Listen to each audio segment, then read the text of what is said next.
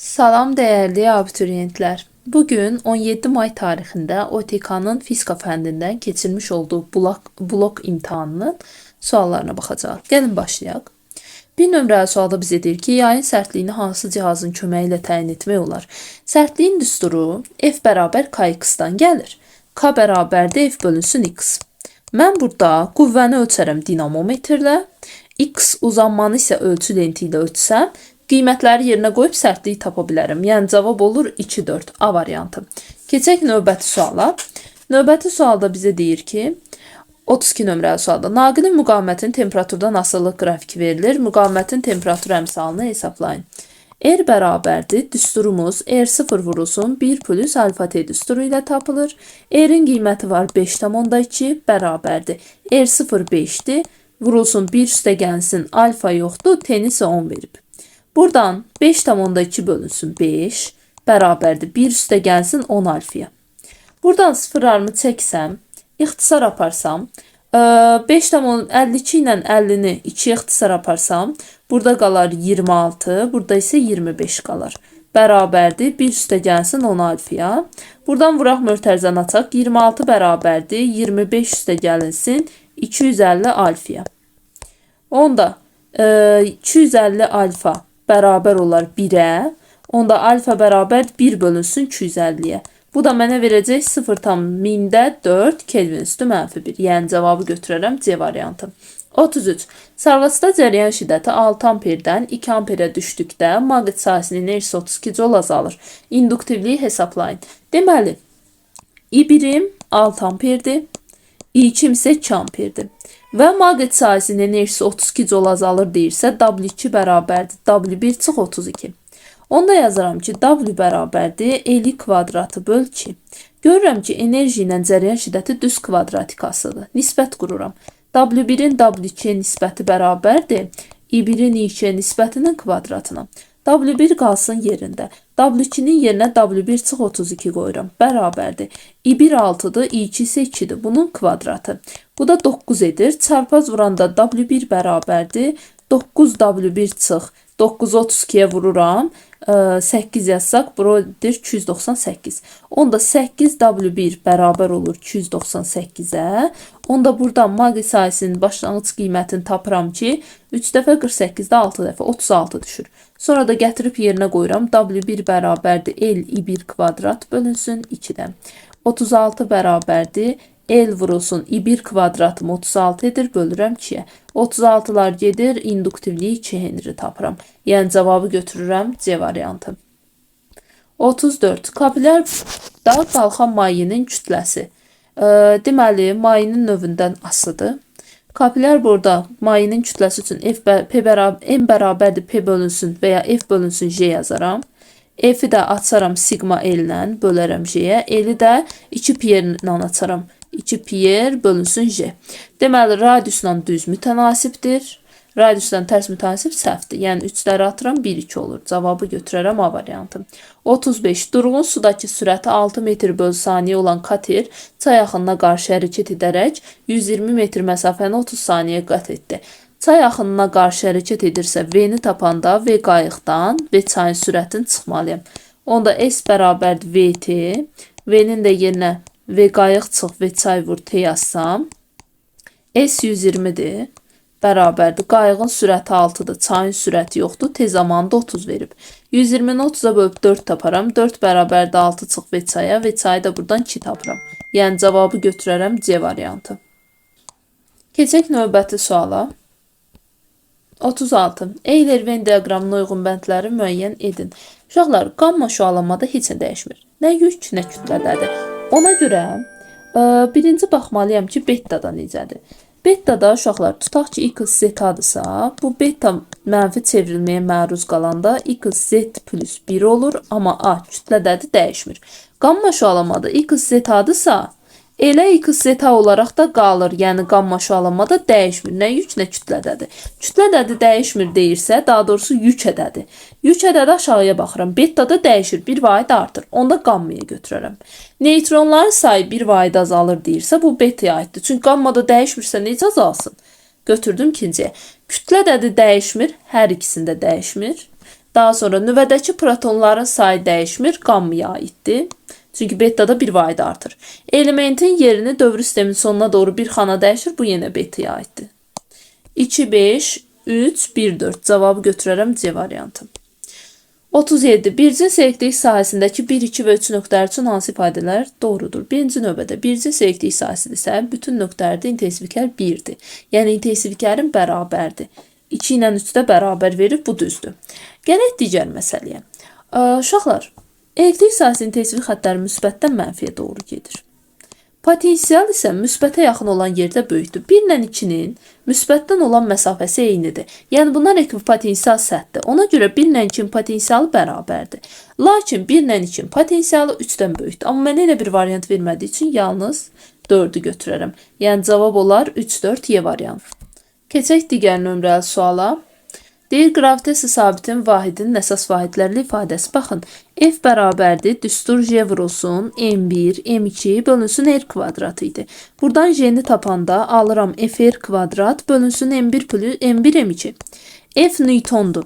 Məsafənin kvadratı metr kvadrat bölünsün kilogram kvadrat. Newton da açanda kilogram vurulsun metrin kubu olur. Bölünsün saniye kvadratı vurulsun kilogram. Kilogramlar gedir, mən alıram metr kubu. Bölünsün aşağıda bir kilogramın kvadratı olduğu için kilogramın biri qalır. Metr kubu bölünsün kilogram vurulsun saniyenin kvadratı alıram. Yəni cavabı götürərəm Y variantı. 39. Sabit temperaturda ideal qazın təzyiqinin həcmindən asılılıq diaqramına əsasən qazın kütləsinin artdığı hissələr. PV bərabər nü RT-yə görə və ya kiçik M bölünsün böyük M vur RT-yə görə temperatur sabitdir, mənim bundan işim yoxdur. Deməli, mənə deyir ki, kütlə artsın. Kütlə artması üçün təzyiq də, həcm də artmalıdır. Baxın, 4-dən 1-ə götürərəm. Təzyiq artır, kütlə də artar. Biri 4, 1-dir. 2, 3-ü götürə bilmərəm. Həcm sabitdir. Təzyiq azarsa kütlə də azalar, düz asıdır. Onda bir də 1, 2-ni götürərəm. Təzyiq sabitdir, həcm artır, onda kütlə də artar. Çünki düz asıdırlar. Deməli, 4, 1, bir də 1, 2-ni götürərəm. Yəni cavab olar Y variantı. 40. Cisim 0,2 saniye tezliyi ilə radiusu 3 metr olan çevrə üzrə bərabər sürətlə hərəkət edir. 12,5 saniyə ərzində onun yer dəyişməsini hesablayın. Mən birinci periodu taparam. 1 bölünsün nə görə?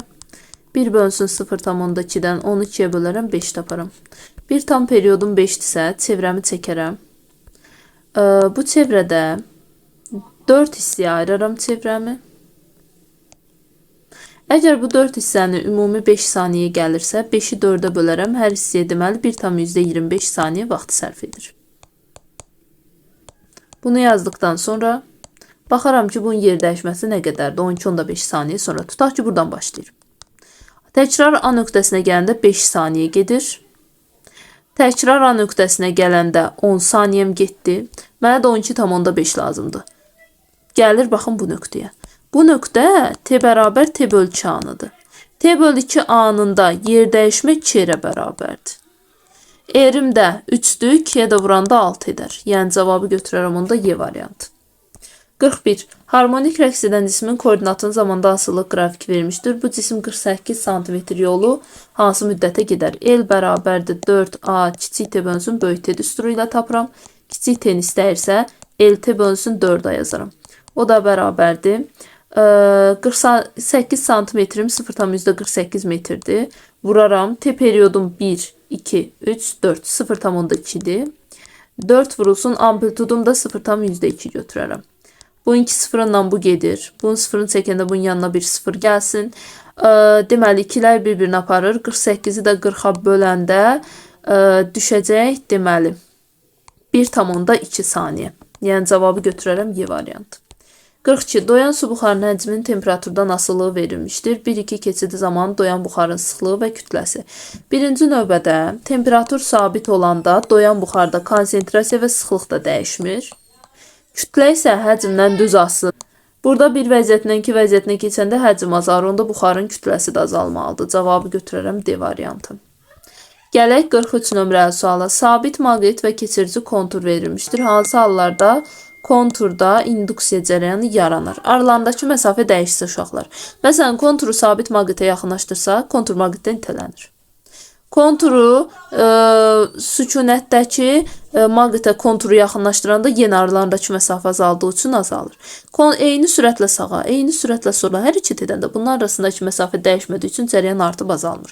Ona görə cavab C-dir. 44. Verilmiş dövrədə batareyanın qütblərinin yerini dəyişdikdə nə baş verər? Deməli, normalda cəryan bu şəkildə gəlib keçir. Və deyir ki, burada batareyanın qütblərinin yerini dəyişdirdikdə nə baş verər? Sadəcə, baxın, normalda M-dən N-ə doğru aşağı axır cəryan, L-dən K-ya doğru qalxır. Bura müsbət, bura mənfi desəm, buradan gələcək, L-dən K-ya doğru düşəcək, N-dən M-ə doğru qalxacaq.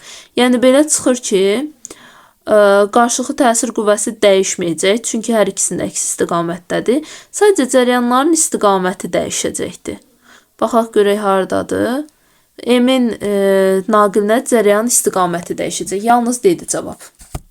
Davam edək. 45. Şəkildə göstərilmiş bloklardakı yüklər tarazlıqdadır. İpin sərbəst ucuna tətbiq olunan qüvvələr bərabər olarsa, yüklərin kütlələri. Birincidə F bərabərdir M1J-yə. Onda buradan M1'i tapıram ki, F böl J'dir. F'lər bərabərdir. İkincidə F bərabərdir M2 J bölünsün 2'ye. Çünki tərpənən blokdur. Onda buradan M2'ni tapıram ki, 2F bölünsün J'dir. Üçüncüdə isə yenə bir tərpənən bir tərpənməz blok var. F bərabər olur M3J bölünsün 2'dir. Onda buradan M3'ü tapanda 2F bölünsün J olur. Yəni görürəm ki, 2 ilə 3'ün kütlələri bərabərdir. M2 M3'ə bərabərdir. Lakin bunlar M1'dən böyükdür. Yəni cavabı götürərəm. M2 M3'ə bərabərdir. Bunlar M1'dən böyükdür. Yəni cavab olur B variantı. Keçək digər suala. 46. Difraksiya qəfəsi üzərinə normal istiqamətdə düşən yaşıl işığın ekranda müəyyən nöqtədə birinci tərtib maksimumu alınmışdır. Yaşıl işığı hansı işıqla əvəz etdikdə həmin maksimumu verən şüanın meyl bucağı artar. Deməli, uşaqlar, normalda biz yazırıq ki, difraksiya qəfəsi dispersiyanın tərsidir. Difraksiyada ən çox sınan şüa bənövşəyi, dispersiyada ən çox sınan bənövşəyi, ən az sınan qırmızıdır. Difraksiyada isə ən çox sınan qırmızı olur. Ən az sınan isə bənövşəyi olur. Bənövşəyi. Onda buradan belə çıxır ki, aşağıya doğru getdikcə bunların sınma bucağı azalır. Yəni meyl bucağı azalırsa, məndə də sıralama belə idi da. Qırmızı, narıncı, yaşıl, mavi, bir dəqiqə, sarı, yaşıl, mavi, göy, bənövşəyi. İndi burada yaşıl işığı deyir. Hansı işıqla əvəz etdikdə meyl bucağı artar. Yaşılı özündən əvvəlkilərdən birindən əvəz etməliyəm. Çünki sonrakıların onsuz da meyl bucağı azalır. Ya sarı ilə əvəz edə bilərəm, ya da ki qırmızı ilə əvəz edə bilərəm. Cavab 1-3-dür. Yəni Y variantı. Keçək digər suala. 47. Enerjiləri Y2 bərabərdir 2Y1 olan fotonların impuls tezlik və dalğa uzunluğu arasında hansı münasibət doğrudur? Deməli, impulsun düsturu Y bölünsün S-dir. Buradan impuls enerji ilə düz asıdır. Yəni P2 də bərabər olar 2P1-ə. Daha sonra enerjini açaram Y bərabərdir H nü ilə. Tezlik də enerji ilə düz asılı olduğu üçün nü 2 bərabərdir 2 nü 1 olar. Lakin bunun nünü HC bölü lambda ilə atsam, lambda enerji ilə tərs asılıdır. Yəni onda lambda 1 bərabər lambda 2 olmalıdır. Yoxdur. Ona görə də cavabı 1-4 C variantı götürər. Keçək növbəti suala. 48. Yüklənmiş kondensatoru mənbədən ayırıb köynəklər arasına dielektrik daxil etdikdə hansı kəmiyyətin qiyməti azalar? Mənbədən ayırmışamsa Q konstantdır. Dielektrik daxil edirəm. C bərabərdir epsilon 0 H bölü D düsturuna görə. Əgər dielektrik daxil edirəmsə, epsilon artırsa C artır. Bunu götürə bilmərəm. Amma potensiallar fərqini götürə bilərəm. Çünki Q bərabər CU-ya görə tərs asıdır. C artırsa O azalmalıdır. Yük onsuz dəyişmir. Enerjiyə gələndə isə W bərabərdir Q kvadrat bölü 2C yazsam. Bunu da açanda Q kvadrat D bölünsün 2 epsilon 0 S olar. Və bəli, epsilon daxil edəndə məxrəc artır, onda enerji azalmalıdır. Cavabı götürərəm 2-4, yəni Y variantı. Keçək növbəti suala. 49. Deyir ki, hansı halda cismin çəkisi artar? Normalda çəkini götürək yemişi. Sükunətdəki çəkisini. Aşağıya doğru bərabər yeyinləşən hərəkət etdikdə sürət aşağıdır. Yeyinləşəndə təcil də aşağıdır. Aşağı mc, yuxarı pi çəkim. Onda buradan yazaram ki, mc çıx p bərabərdir m-aya. Onda p-ni buradan tapanda mc minus alaram. Mc minusa mc-dən kiçik olduğu üçün bunu götürməliyəm. Daha sonra yuxarıya doğru bərabər sürətləri etdikdə deyir. Bərabər sürətdə onsuz mc-dir, bu dəyişmir. Bərabər sürətlər atdım. Yuxarıya doğru yavaşlayan sürət yuxarıdır, təcil aşağıdır. Yenə fərqi yoxdur. mc-dən p çıxıram, azalacaqdır. Onda yuxarıya doğru yeyinləşəni götürərəm. Çünki sürət də yuxarıdır, yeyinləşirsə təcil də yuxarıdır. Onda p böyükdür. P çıx mc bərabərdir m-a yazmalıyam. Onda p-ni də buradan tapanda mc plusu alıram. mc plusa mc-dən böyük olduğu üçün deməli artar. Yəni cavab götürərəm D variantı. Keçək növbəti suala. 50. Düz xətlər hərəkət edən cismin sürətinin proyeksiyasının zamanda asıllıq qrafiki göstərilmişdir. Birinci hissədə cisim yeyinləşən hərəkət edir. Yeyinləşən hərəkətdə görülən iş müsbət olmalıdır. Burada həm də sürət müsbətdir, yeyinləşən təcil də müsbət olur, onda qüvvə də müsbətdir. Bir doğrudur. Daha sonra iki hissədə bərabər sürətlə hərəkət edir, yeyinləşən hərəkət etmir. Üçüncü hissədə vəzəyici qüvvə hərəkət istiqamətin əksini yönəlir, düz deyil. Çünki yavaşlayan hərəkət təcil sürətlə əks istiqamətdə yönəlirsə, qüvvə də yönəlir. Yəni cavabı götürərəm D variantı. 51. Cisim bərabər sürətlə şaquli yuxarı qaldırılır. Bu zaman potensial və kinetik ümumiyyətlə bərabər sürətlə qaldırılırsa, kinetik dəyişmir. Kinetik dəyişmir, amma yuxarı qaldırılır. Yəni hündürlük artır. Onda Y potensial bərabərdir mgh-a görə, hündürlük artırsa potensial artmalıdır. Yəni cavabı götürərəm A variantı. Keçək digər suala. 52. İpdən asılmış kub maye daxilində tarazlıqdadır. K kranı açılarsa, krandan su töküldüyü müddətdə mayenin kubun alt üzünə etdiyi təzyiq qüvvəsi və ipdəki gərilmə qüvvəsi necə dəyişir?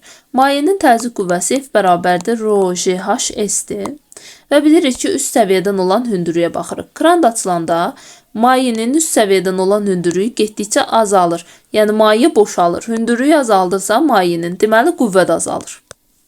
İpin gərilmə qüvvəsinə gələndə isə mən burada qüvvələrimi göstərməliyəm.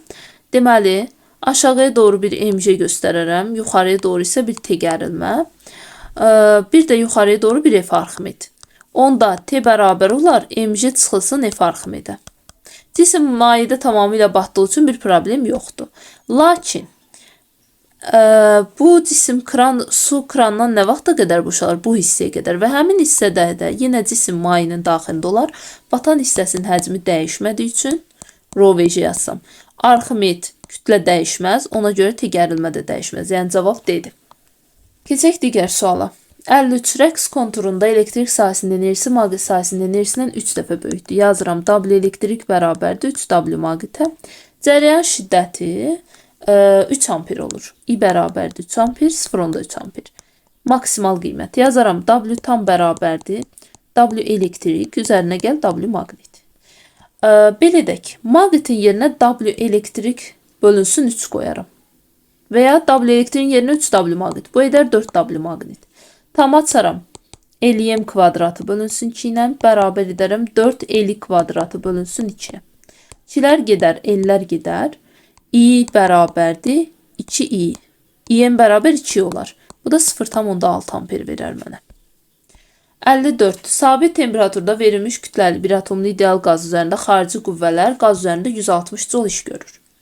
Bu zaman, baxın, sabit temperaturdursa daxili enerji dəyişmir, çünki temperatur sabitdir. Xarici qüvvələr qaz üzərində iş görürsə,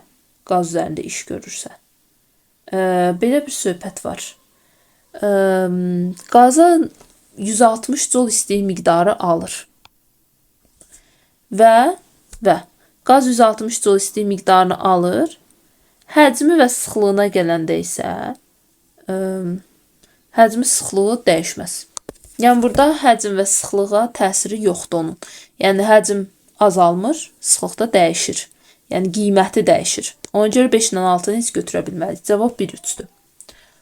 55. Qapalı dövrədə cərəyan şiddətinin xarici müqavimətdən asıllıq qrafiki verilib. Mənbənin daxili müqavimətini hesablayın. Deməli, bunu tapmaq üçün birinci növbədə EHQ-nı bilməliyəm. Bunun üçün də qısa qapanmanı bilməliyəm. Mən belə bir şey yazaram ki, I cərəyan şiddətimi 2, 0 verib və buna uyğun müqaviməti mənə 4 verib. Və mən belə bir şey yazacağam ki, I bərabərdir, epsilon bölünsün, R üstə gəlsin R. İkinci üçün də yazacağım. Buradan qoyacağım 2i0 bərabərdir. Epsilon bölünsün. 4 üstəgəlisi nerə? Buradan epsilonu tapacağım. 2i0 vurulsun 4 üstəgəlirə. Bu ifadəni ikinci üçün də yazacağım. i0 bərabərdir. Epsilon bölünsün 10 üstəgəlirə. Buradan da epsilonu tapacağım ki, i0 vurulsun 10 üstəgəlirə. Epsilonları bərabərləşdirirəm. 2i0 vurulsun 4 üstəgəlir. Bərabər edirəm. i0 vurulsun 10 üstəgəlirə. i0'lar gedir. 2'ni 4'e vururam. 8 üstəgəl 2r. Bərabərdə 10 üstəgəlirə. Buradan r bərabər olur 2 ohma. Yəni daxili müqavimət tapıram ki 2'dir. 56. Transformatorun birinci dolağını U1 bərabər 135 volt gərginliyə qoşduqda ikinci dolağın ucandakı gərginlik olur. Birinci dolağı həmin o gərginliyə qədər qoşduqda isə ikinci dolaqda 15 volt gərginlik olur. Gəlin tapaq. K bərabər U1 bölünsün U2'dir. Buradan U1 var. 135'dir. Bölünsün U'ya. Bu K qədərdir. Bir dəfə də ikinci halda da U. Bunu belə aldıqdan sonra bir dəfə də yazıram K bərabərdir U bölünsün 15. Bunları bərabərləşdirirəm. 135 bölünsün U'ya. Buradan onda U'nu tapacağım ki kökün altında 135 vurulsun 15'ə. 135 vur 15'dən də kökdə 2025 edir, ondan 45 çıxır. Daha sonra isə yazacağım ki K bərabərdir U1 bölünsün U2. Yəni 135'i böləcəm 45'ə. 135'də 45'ə böləndə cavab düşür 3. Düz xətlər ciddən cismə təsir edən qüvvələrin əvəzləyicisinin işi ilə sürətinin proyeksiyasının zamanda asılılıq tənlikləri arasındakı uyğunluğu müəyyən edin. Deməli, burada əvəzləyici qüvvənin işinin müsbət olmağı cismin yeyinləşən hərəkət etməyindən asılıdır. A-da yeyinləşən hərəkət edir, C-də yeyinləşən hərəkət edir. Mənfi olması yavaşayan hərəkət etməyi deməkdir. B-dir, bir də D-dir. Əgər sıfıra bərabərdirsə, bərabər sürətlə hərəkət etməlidir. Ona da cavabı götürərəm Y variantı. 58. Kütləsi 200 qram olan kiçik cisim üfüqi müstəvidə fırlanan diskin üzərində fırlanmaq ondan 10 sm məsafədə yerləşir. Cisim diskə nisbətən sükunətdə qalması üçün diskin maksimal fırlanma tezliyi 4 saniyədir. Koordinat oxları üzərində uyğun ədədi qiymətləri qeyd etməklə sükunət sürtünmə qüvvəsinin fırlanma tezliyindən asılı qrafikini çəkin. F sükunət bərabər edək M-aya. Bərabər edək M-aya bərabər edək. Buradan M vurulsun, A-nı açaq. 4pi kvadratı, R vurulsun, N kvadratı. Gətirək indi buradan birinci növbədə qiymətimizi qoyaq və sükunət sürtünmə qüvvəsinin qiymətini tapaq. Deməli, F sükunət bərabərdir. Kütlə 0,2'dir. Vurulsun. 4pi kvadratım 40 edir. R 0,1'dir. N kvadratım da 16 edir. Deməli, 4'ü 16'ya vursam 64 edər. 0,2'ye də vuranda 128, yəni 12,8 edər. Bunu tapdım. Ondan sonra da fırlanma tezliyindən əgər asıllığını istəyirsə, F sükunətin nüdən kvadratik düz asıdır. Burada qiymətlərimizi də göstərək. Deməli, bu nöqtəyə uyğun gəlir 12,8. 12,8 uyğun gələndə tezliyin də yerinə bura tezliyin qiymətini qoymalıyıq da. Neçə qoyaq? Deməli, belə yazaq.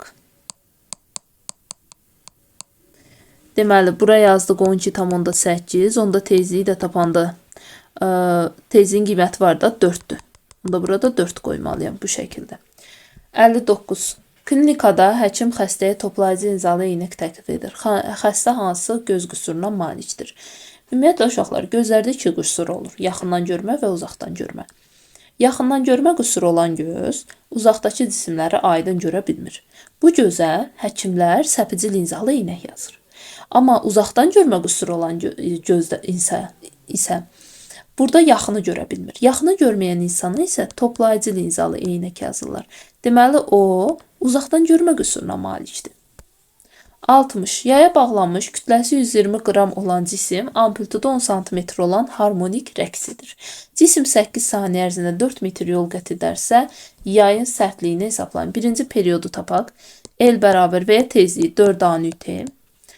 Buradan nünü tapanda L 4'dür. Bölürəm 4 vurulsun. amplitudu 0.1-dir. Vurulsun T-də 8-dir. Bunu çəkərəm. 4 ilə bu gedər. 10-u 8 ilə ixtisar aparmalıyam. 2-yə ixtisar apararam. 5 bölünsün 4. Buna 1,25 deyərəm. Onda n üçün yazaram ki, 1 bölünsün 2 pi kök altında k bölünsün m. Bunu da kvadrata yüksəltsəm, n kvadrat bərabərdir 1 bölünsün 4 pi kvadratı vurulsun k bölü m. K-nı da buradan tapanda n kvadratım elə belə yazaq 16-da 25-dir. Vurulsun 4 pi kvadratım 40 edir. Kütlə isə 120 qramdır. Yəni 0,12 kiloqram. Bura gəlir 0. 160 ilə 40 ixtisar apara bilərəm 4 düşür. 4 ilə də bu 3. 3-ü də 25-ə vuranda 75 edir. Deməli, yayın sərtliyi 75 Newton bölünsün metrə bərabərdir.